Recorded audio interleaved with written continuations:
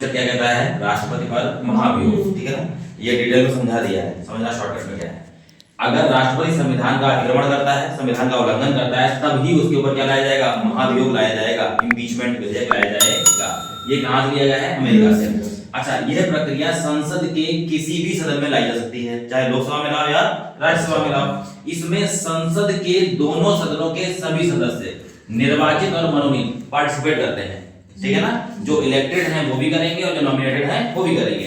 अच्छा, अब ध्यान समझना, जो महाभियोग की प्रक्रिया जिस सदन में लाई जाएगी उसे क्या बोलेंगे, अभियोग सदन। ये लोकसभा में हो सकता है, राज्यसभा में हो सकता है। दूसरा सदन क्या कहलाएगा, जांच सदन कहलाएगा।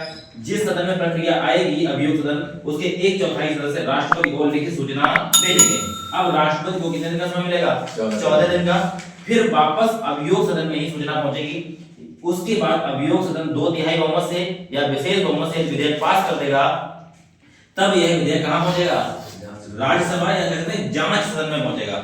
और यह जांच सदन जांच करेगा और जांच करने के बाद अगर यही भी 2/3 बहुमत से विधेयक पास कर देता है तो राष्ट्रपति पद से हट जाएगा। यदि दूसरे सदन ने विधेयक पास नहीं किया तो फिर ये महाभियोग विधेयक कैंसिल हो जाएगा, राष्ट्रपति पद से नहीं हटेगा, ठीक है।